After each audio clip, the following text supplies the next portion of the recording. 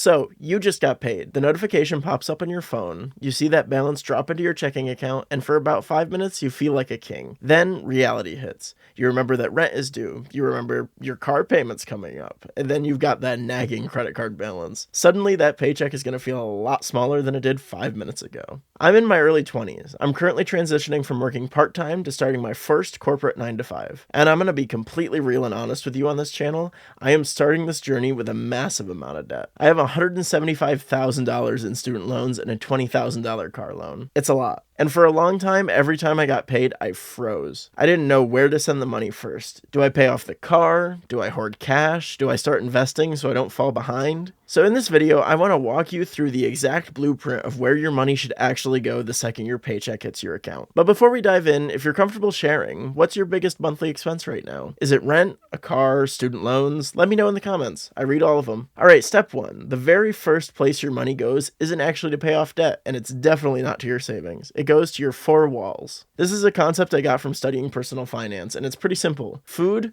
shelter, basic utilities, transportation. Before you pay a single penny to a debt collector, you have to make sure you have groceries in the fridge, the electric bill is covered, your rent is paid, and you have enough gas in your tank to actually get to work. A lot of people get so stressed about their debt that they dump all of their extra cash into a credit card, only to realize 2 weeks later they can't afford groceries, so they have to put those groceries right back on their credit card.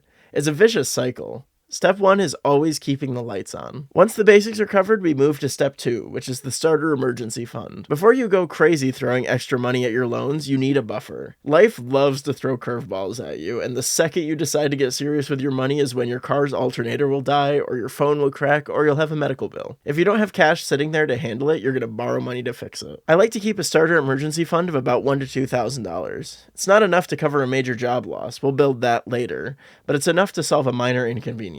Put this money in a completely separate savings account, ideally a high yield savings account, so you aren't tempted to spend it on a weekend out. Trust me, I've done it before. Now this is where step 3 comes in, especially if you work corporate or have a job that offers retirement benefits. If your employer offers a 401k match, you need to take it. Let's say your job matches up to 3% of your salary. If you put in 3%, they literally match that exact amount and put it into your account. That is a 100% return on your money instantly. There is no investment on earth besides that guarantees a 100% return. It is literally free money. Do not throw it away. Even though I have like $200,000 in total debt, I am still going to contribute just enough to get my employer match. Leaving free money on the table to pay off debt a tiny bit faster usually does not make mathematical sense. Step 4 is where we actually start fighting back. This is where we attack high interest debt. Why do we start here instead of the massive student loans or the car? Well, because credit card interest is a parasite. Most cards have an interest rate of 20 to 30%. That means that if you carry a balance, you are paying a massive premium just to exist. My $175,000 in student loans is terrifying to look at, trust me, but the interest rate on those is way lower than my credit cards. When you get paid after covering your bills, saving your starter emergency fund, and getting your 401k match, every single extra dollar needs to go towards crushing that high interest debt. You can use the debt avalanche method, which pays the highest interest rate first, or the debt snowball method, which pays the smallest balance first. Personally, I like the snowball because seeing that credit card drop to 0 gives me the mental momentum to just keep on going. Once that high interest debt is gone, step 5 is where you get to make a choice based on your goals. With your high interest debt now out of the way, you suddenly have way more cash flow. The money that used to go to credit card companies is now yours again. From here, you can do 3 things. Build your emergency fund up to 3 to 6 months of expenses so you're completely set for anything unexpected. Start tackling your medium interest debts like your car loan or your student loans. Or open a Roth IRA and start investing for the long term so compound interest can do the heavy lifting for you while you're still young. We're going to cover exactly how to balance those 3 in future videos because it's a journey I'm still figuring out day by day. Having almost $200,000 of debt at my age is scary, but having a simple automatic routine for every single paycheck takes the anxiety right out of it for me. You really just have to be intentional with your money, not perfect with it. If you want to follow along with my journey of taking on corporate life and absolutely crushing this debt pile, hit that subscribe button. We're going to build this step by step. Thanks for hanging out, and I'll see you in the next one.